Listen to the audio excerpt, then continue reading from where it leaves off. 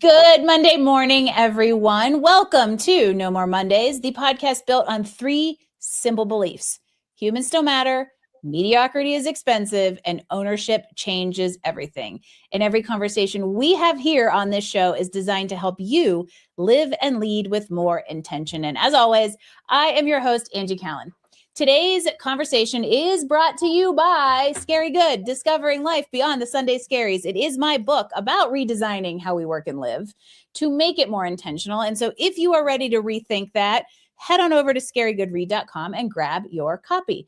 Now, speaking of the Sunday Scaries, let's dig into No More Mondays. Today, I am joined by Aria Raphael, a transformational coach and mentor whose work really centers on authenticity, alignment, and self-actualization. And if you have read Scary Good, you know this is music to my ears. Aria's path into this work is a little unconventional as she combines years of leadership and coaching training with a focus on helping people connect with their inner wisdom and direction. And for those of you watching on the video, Taco is exiting stage left. He was a special guest to join us for the beginning of this show. And now who knows what he is off to murder. What drew me to Aria's work when I heard her speak and we met at the Thing this past fall is this idea that so many people are just moving aimlessly or even on autopilot through their careers and lives. We respond to expectations, we respond and react to pressure, and instead of just listening to ourselves. So today we are going to talk about how to lean into who you are and what it really means to become and maybe even like who you actually are. Aria, welcome to No More Mondays. Thank you so much. I love this.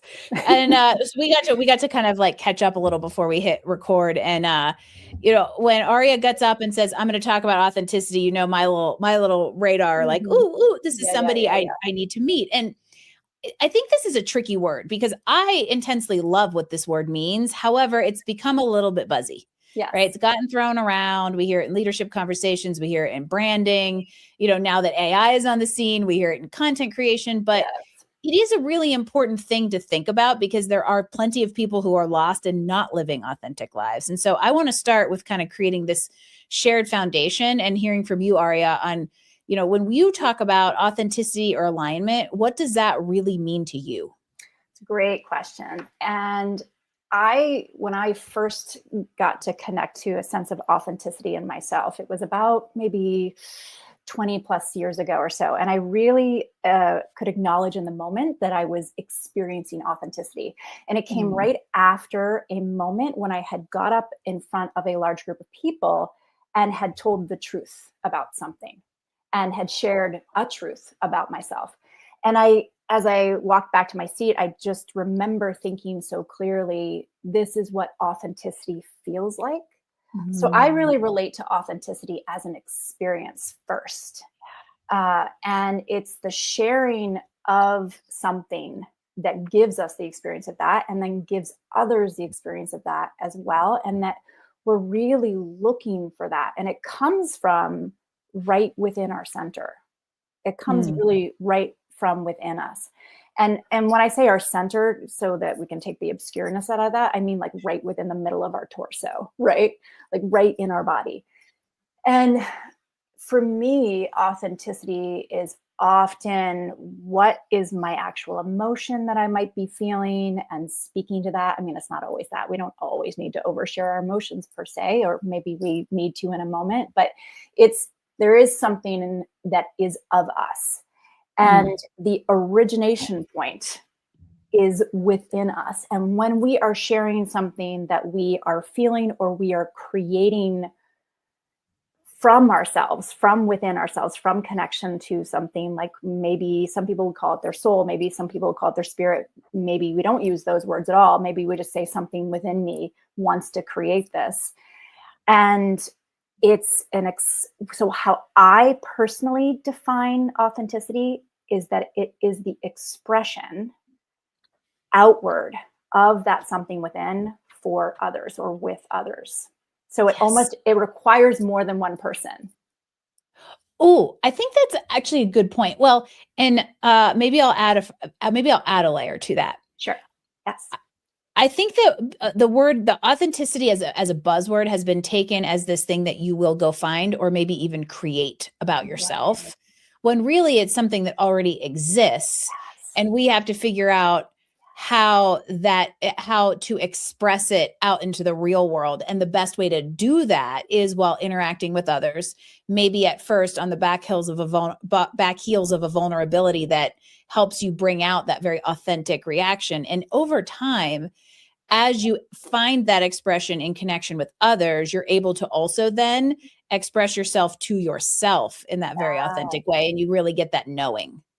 100%. I love that it circles back to ourselves, whether it starts with we're sharing ourselves or something about ourselves or our self-expression or whatever it might be with others. It does help us to know ourselves better when we do that. We can feel it for ourselves. And I think that that's why it was so surprising for me in that moment when I was walking back to my seat. It's like, I had to initiate it from sharing with others, and then I got to experience it. So, it's not so much about waiting for the authenticity first or to feel it first. It's in the actual delivery of a self-expression of some kind. And yeah, go. You just struck me. I'm gonna shamelessly plug my own book, which I know you've read. So and you may shamelessly plug it anyway. I have an entire chapter in Scary Good about confidence through action. And I think that what you just helped me realize is that authenticity also kind of happens the same way, right? This isn't something that it's just like, oh, I'm confident, or, oh, this is authentic me, but it's out testing the waters and almost like proving your own concept that helps you realize, okay, I did that, so I can do more confidence, or I am this, or I did this and realized this about myself. Therefore, like, this is who my authentic self. And so I think it's really interesting how many layers about like our true selves, that inner wisdom I mentioned in the intro, come from the act of doing, versus what we can easily get caught up in is like the, let's say, inner reflection. At some point that's got to come out. 100%. First of all, I got goosebumps while you were talking about the chapter of your book about unconfidence. And I'm getting goosebumps all over again. I'm very moved right now. Just to all of you listeners, listen, I love this book so much. It was so great, Angie. It really felt like a privilege to get to experience your perspective and all of your sharing. It really opened up a lot for me. And, I actually, I just want to say, I tagged a little page here. I didn't ask her to do this. By no, the way, she didn't. Nobody. Not a paid endorsement. Absolutely, 100% not. But the chapter. If you were to ask me what was the chapter that hit me the most, it was about what I probably needed the most. Actually, was the chapter on confidence, because I'm kind of coming back out into the world after having been really quiet for a long time, and I'm boosting myself back up, right? So the whole confidence thing was like, it just is speaking to me. And I highlighted a line that confidence rarely comes first, action does. Yeah. And that it's not perfection, not permission, not controlling every variable, not doing more, intentional action, one brave and perfect step at a time. And I'm like, heck yeah, girl, you were talking to me right now. Thank you. Anyway, back to authenticity, but I just wanted to say it was really great. Yeah. Well, here's what's funny. That chapter, in a way, was just as much for me as it was everybody else. That is the chapter that I feel like came out of writing the book and wasn't just a chapter in the book, if that makes sense, right? So that was almost like, by the time I got to that point, I was actually synthesizing my own story into conclusions that I hadn't drawn until you got to that point, which is a really fun thing about the whole like book writing journey, is sometimes you're writing for yourself just as much as someone else. And if I need to hear it for myself, that likely means others need to. And, I feel some of that comes down to, and this is a rabbit hole I want to be careful not to go too far down, but I think some of the reasons I'm curious, and I want to hear your thought on this as I kind of give you mine first, which is like, why do we lose the connection to ourselves, right? Like, why, as our careers progress, as life progresses, do we start to drift away from ourselves? And some of it, I think, and this is the little tidbit I wanted to add, is like the fear of actually just being that person. And I think in many aspects, fear keeps us from action. However, the antidote to fear is action. So there's some irony in there. But I'd be curious to hear from you, if fear may be one of them, but like, what keeps us from ourselves? Yeah, I think I have like two or three answers, at least a solid two answers to this. The first one ties back into authenticity, and it is that we have a fear of expressing ourselves authentically because we experience more rejection as we go in life, or as we get older, making friends is different. What's at stake is higher, if especially if we're running our own businesses, and we are the figure of that business in some way. There feels like there's more inherent risk to be authentic, even though what really resonates for each and every single human being is authenticity, because it it helps us mark for ourselves who we are. And so we hear that and we feel that. And then we're like, oh, yeah, that's like, I feel that. That helps me identify something for myself. So authenticity is so incredibly valuable. But I think that it feels like the risk of really being seen increases. I mean, maybe I shouldn't even say increases. Maybe it was always there as children as well. But it certainly doesn't go away. And here's actually a really fun thing. So my friends and I very recently, very recently in the last weeks, actually put on a talent show for one another. And I was so moved. I have not enough words to even express how extraordinary it was. As adults, we're like, let's do a little mini talent show. We did it with just like less than 10 of us. And we all brought a talent. And some of us tried the talent kind of even almost for the first time, because it was such a safe space. And then some of us, obviously, we shared things we'd been more proficient at over time. But it was such a beautiful way as an adult to get to share authenticity. And we don't do that, right? When was the last time you ever did a talent show with your friends other than sitting around and playing music, right? I didn't do talent shows even when I was a kid, before society tells you not to have confidence and not to be yourself. However, I think that's an amazing, very visual example of almost like go back and have a childlike curiosity Absolutely. about yourself. There's studies out there that show that a girl's self-confidence peaks at age 9. And so, I feel like we can put some dots together and say that a lot of what disrupts our ability to remain connected with our authentic, genuine selves is conditioning, applied belief system, those expectations that we set, right? So we end up going about trying to please everyone else except for ourselves. 100%, it was exactly what the second thing was that I was going to say, basically, which is that over time, we absorb more of the shoulds, especially as adults, right? Like when you finally left your parents' home, or you left like post-secondary education, or whatever it was that you did in those years, and you became, so to speak, an adult into the real world, immediately all the shoulds start. And we really, I think, absorb the values of our culture very, very much wherever we grew up. And we are told what our lives, to a large degree, need to look like, whether it's by our families, of course, or it's by society. And we are just, everybody's, I don't know if I want to contextualize it quite like this, but like, we're all making it in life in some way, right? It's great if we're creating and, vibrantly in our potential, but we're all making it in life. And, you want to do it as well as you can. But when we have these things told about what we're supposed to do, or we're already given the limitations. So to actually, by society, that is, right? So to break free from that is an act of rebellion, which is why I love people that are just weird. It's like I gravitate there, because there's so much authenticity and this courage that it takes to be something unique in a world that wants us to all be alike, so that it's easy. Right. Oh, that's a conforming, I think, is a Yes. really good point to make there. And there's lots of ways that can look, right? Conforming to the belief system that's handed down to us.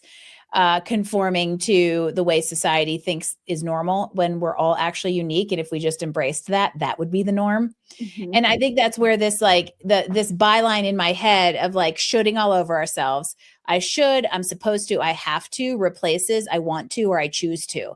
Yes. And that's a completely different system to have your brain wired around. Yes. And so I'm curious, let's bring some people into this because I know somebody out there is going, I think they're talking to me. So what's a sign somebody out there may be falling into should, suppose, have to instead of choose, want, I am? What are some signs that somebody out there might be a little misaligned with who they really are?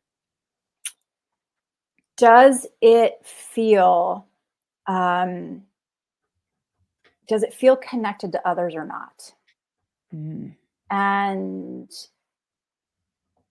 why I say it that way is because I think when we're really connected to authenticity and truth like that within ourselves, there's inherently sort of this place of love that it's even like a self-love, right? But it's like it's not a love in particular toward anything or anyone necessarily at first, but there is a sense of a positive energy, like a love. And it's also quite, I think, well, yeah, that's sufficient. So then when we are experiencing connection with others, that brings often on a vibrance of some kind. It adds an energy to something. And when we are disconnected from authenticity, we're disconnected from ourselves, we don't often feel, and disconnected from ourselves. We're not feeling that connection. And when we are in service to something, when we're in service to others, when we're in service to our authenticity, when we're in service to our self-expression, there is a connection that starts to be felt. So if you're feeling a complete lack of connection, and maybe it's even with your partner or the person you live with, right? The rejuvenation is, where is the authenticity? Where is the spark of my own self-expression? And how can I maybe even share that with others? That was maybe a little bit of an obscure way to say it, but I think that gray energy of disconnect is really the key. If there's a sort of like gray energy of disconnect, that is a sign that you are losing that connection to yourself. And it can be found also in that connection with others authentically. So that would be a first sign, I would say. I'll think on it. Yeah. Okay. I want to jump in and I'm going to share, I'm going to do the Angie thing where I give you 18 words in response to, 3 sentences. To me, what you just said, and I think this is so important, is there is a level of self-acceptance and self-love that you have to have in order to be authentic. And if you are not able to connect with others, it's a pretty good sign that you aren't connected with yourself. And the way I'll put that for very common terms out there, how many times have you heard from a romantic perspective, you won't find romantic love until you love yourself? This to me is the even higher, maybe more woo-woo, 30,000 foot view of that statement, that we can't have genuine connections with anyone, romantic, platonic, professional, personal, whatever it is, in the truest sense, if we're not connected to ourselves. 100%. And that, well, especially connected internally. And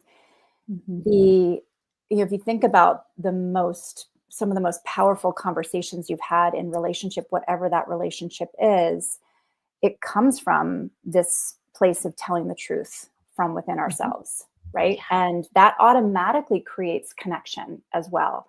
Yeah. But for the other person with us.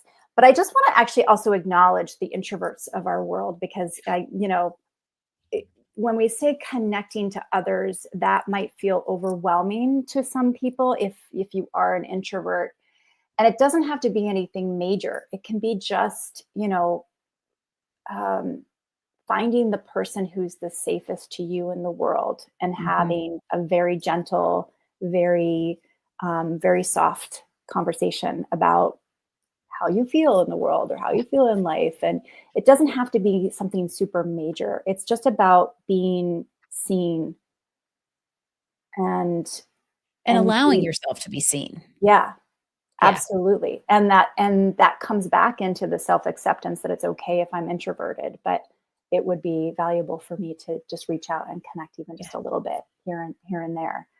But yes, and going back to what you said though, about self-acceptance, I have sometimes landed on authenticity when I am not already self-accepting, and I'm very grateful for those moments with the people around me that are able to give me acceptance if I haven't given it to myself. But, and I mean, when that happens, the love and the gratitude that comes out of me for people who have accepted me before I've accepted myself is huge. But really, if you want to truly live in authenticity, I think all of the work that it takes for true self-acceptance is incredibly, incredibly important. And it gives us a freedom to be authentic when we have that self-acceptance within. It's like a runway for it. Yeah. It's a space So for it. let's like, there's some people out there that are going, oh, Angie's going woo on this episode. It is, but not. Because in my opinion, it goes back to that idea of like, if you don't have self-acceptance and you don't have confidence and you have fear of taking a step forward, you're just going to stay stuck in all walks of life. And while the pathway into greater levels of self-awareness and self-discovery is bound to have you cross some paths you'd wish you didn't know about, you're a more whole, informed human who can lead better, who can be, a better parent, who can be a better, all of the things, right? This like weaves out. And so to bring this down to like a practical level, we've talked about some of definitely that idea of like leveraging relationships and connecting with others as a pathway to actually doing this authenticity work. But I would love to give everybody else maybe some tools, some practical advice, some steps that you can take, some actions that you can take to build the confidence in who you are instead of waiting for the confidence in who you are to trigger action. So what are some of these small brave steps somebody can out there can do if they want to like reconnect and build awareness to themselves? Well, I'm going to share one that I have brought back into my repertoire in the last weeks, actually, from like 20 years ago when I really first began all of my own transformational personal development work. And how I got there originally wasn't because I wasn't super afraid and I wasn't dealing with lots of different things in my life. It's do you remember? For those of you who have not seen the movie Jerry Maguire, it's kind of old school at this point, but like, so there's this line in it. It's like, no, it's not. It's a classic.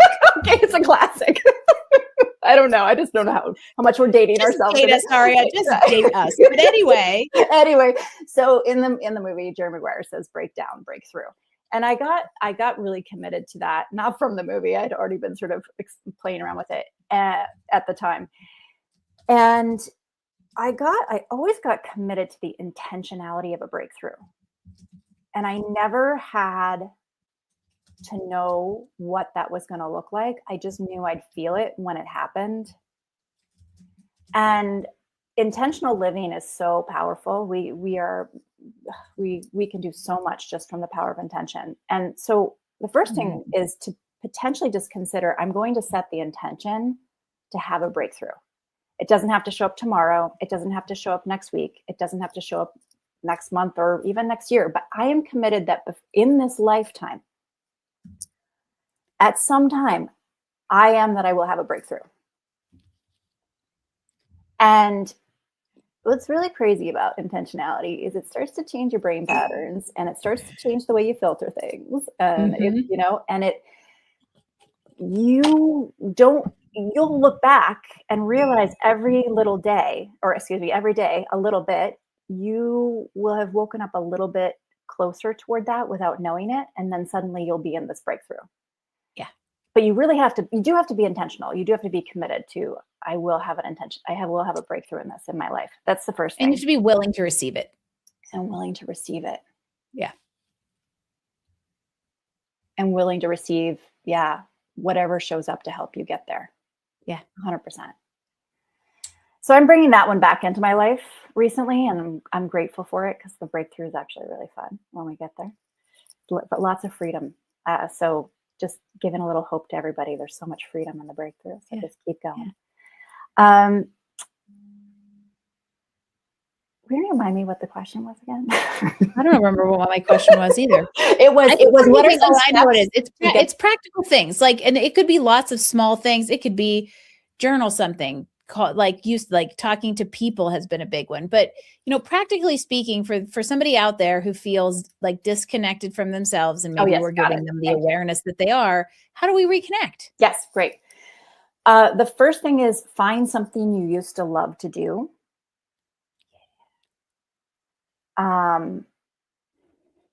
Generally speaking, I think if we used to love to do it, we still have a love for it. If we don't, it might be because something happened that caused us to have a resistance to it because it's tied to a negative memory.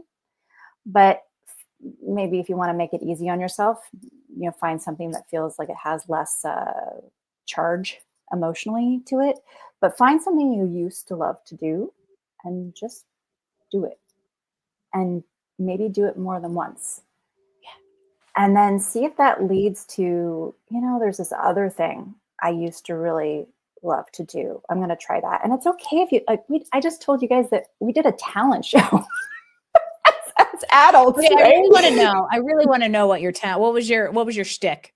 Mine was, I actually went, I took the easy path on this one. I'll do something even more scary the next time around, but I did storytelling.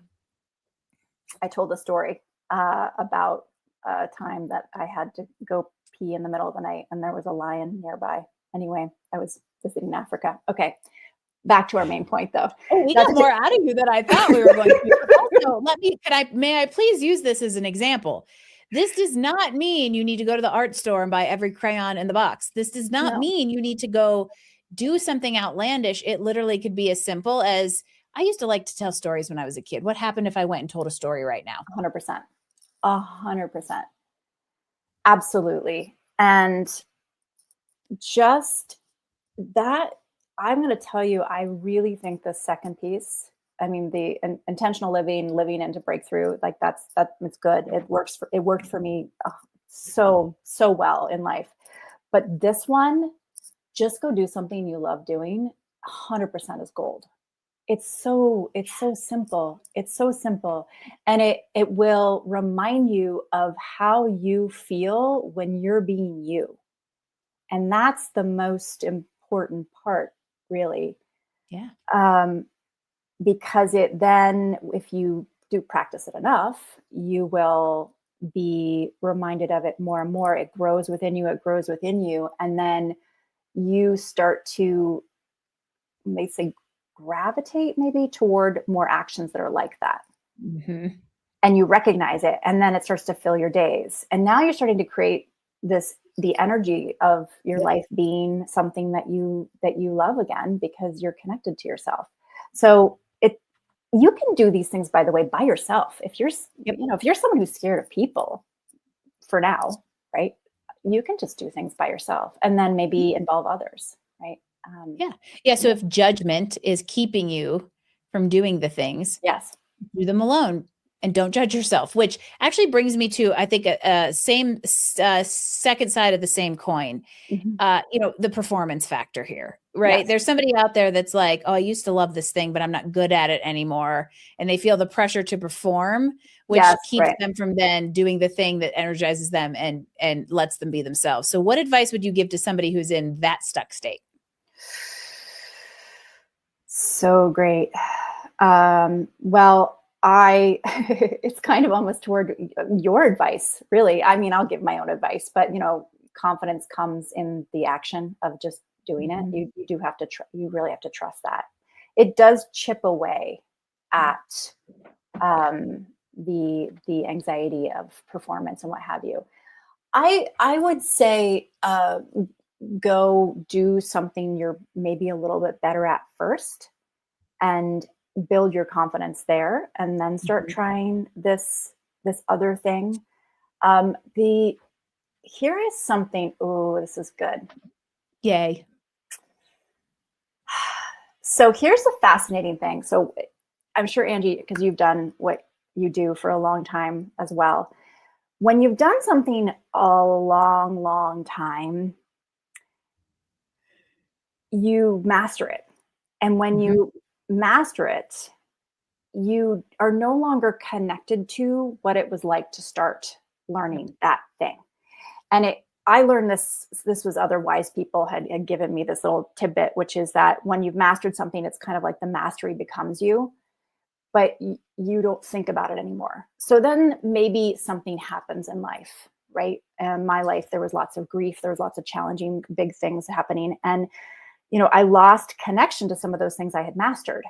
And then when you go back, it's actually, you have to almost weirdly relearn it.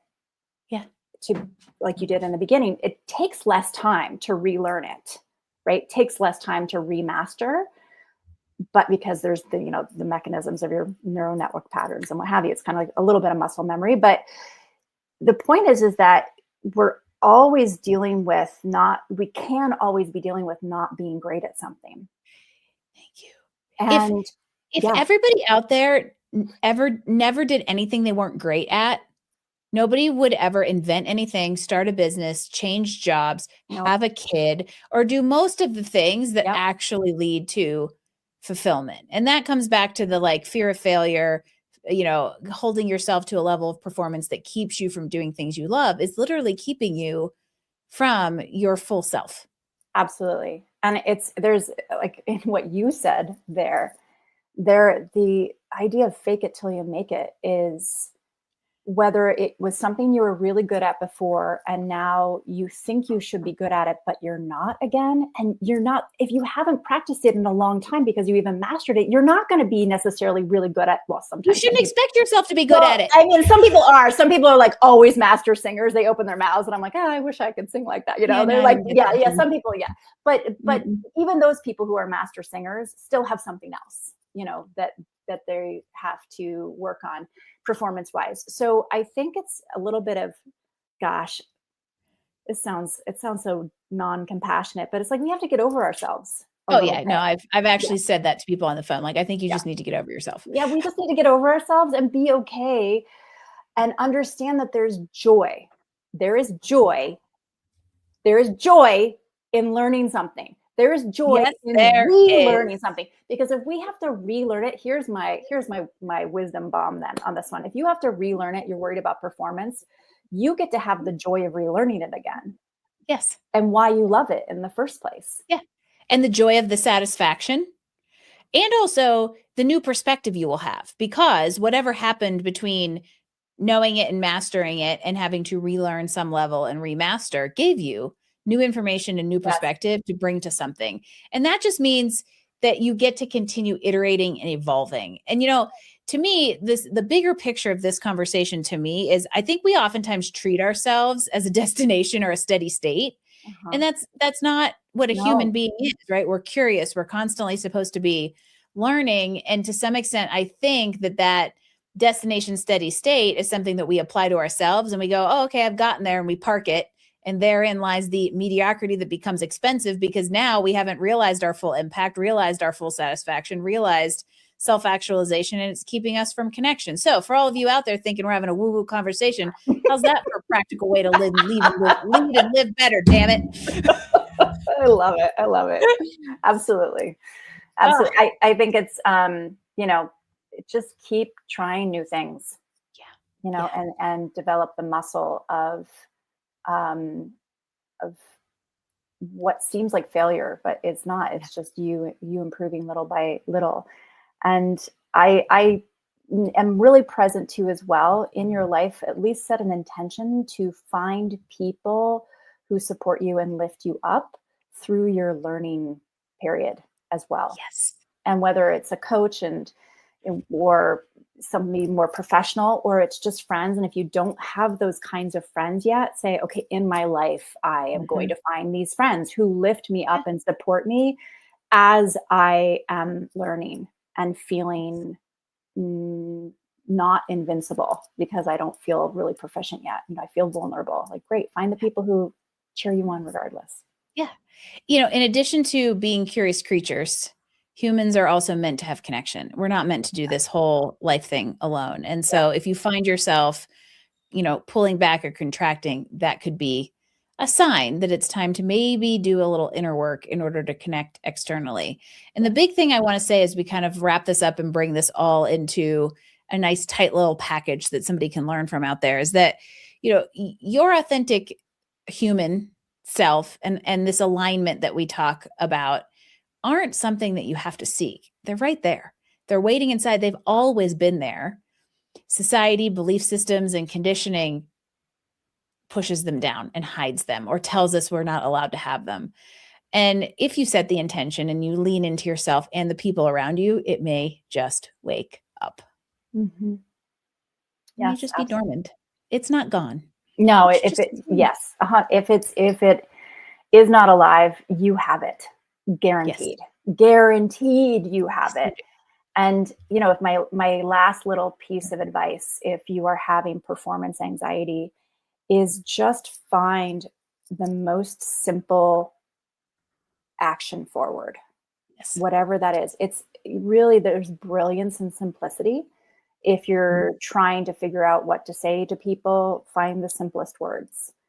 If you are trying to find an action, what is the action that maybe when you are quiet with yourself is sort of there within you to do, but we avoid it because we're resisting something. And it's often a very simple answer. It's a very simple. We complicate it. We complicate it. And I can, without a shadow of a doubt, tell you the answer is not to do nothing. So on that front, if you feel like you need a little bit of enablement in order to do something, Aria is a really good resource for you. So how does everybody out there find you and tune into this just amazing wisdom that you have inside and out? Yes, thank you. Well, you can go to my website, which is my first and last name.com. So AriaRaphael, AriaRaphael.com. And also for businesses or people in business, LinkedIn is also a great place to go. And you can always find her connected to me in all of the places. I promise you, she is a good follow. And as we close things out, I always love to leave everybody with like one last little pearl of wisdom. And I'm really curious to hear your answer to the following question is that, this world is getting faster. And I think it's getting harder to stay connected to ourselves because it's constantly changing. And so, as this world continues to evolve, as the future of work continues to evolve, what do you think we as humans can do to stay human while navigating all of the noise around us? 100% it's nature. Go be in nature. I didn't pay her to say that either. Oh, I don't even know what that has. Yeah. I don't know the tie-in. Nature junkie, outdoor junkie. Oh yeah. Yeah. But even if you are somebody that grew up in a big city and you only like cities, go be in nature. And I'm not talking about, figure it out, figure out a ride, figure out some sort of ride share, figure out something to get yourself into real pure nature, not just a park, even though that'll suffice for a moment, and spend time there and lay down in the grass, put your head against the ground and lay there for a good solid time. Put your back up against a tree and let yourself decompress back into yourself. You'll just be so grateful to yourself for it. And I think in all of the world of crazy things and growth and expansion and speed and AI and all these things, it's valuable, really valuable. Yeah. It is the perfect place to literally remove the noise. Yeah. And eliminate distractions. Yeah. How's that? For pretty incredible No More Mondays, Aria Raphael, huge thank you for joining us today and being authentic and vulnerable to help others lean into themselves. Absolutely. Thank you so much, Angie. I'm a big fan. and Thank you grateful to be all here. out. Thank you again. Yay. This has been a long time coming. So this made me super, I was excited and would love to have this be a 12-hour episode. But in the interest of our time and yours, I hope we left you with some food for thought. In another conversation about what it actually really does mean to live and work with intention. Think really hard about that word, intention, after this episode. Once again, Aria, thank you for joining us today. And all of you out there, thank you for tuning in. If this conversation resonated with you, share it with somebody who might need to hear it. Leave us a ranking, a rating, do all the things that help No More Mondays be as visible as possible. And if you haven't checked out Scary Good, Discovering Life Beyond the Sunday Scaries yet, even Aria thinks you should. So head over to Scary Good Read, grab a copy, and start rethinking your approach to work and life and the intention behind it. Until next time, remember, humans still matter, mediocrity is expensive, and ownership changes everything. Here's to fewer Sunday Scaries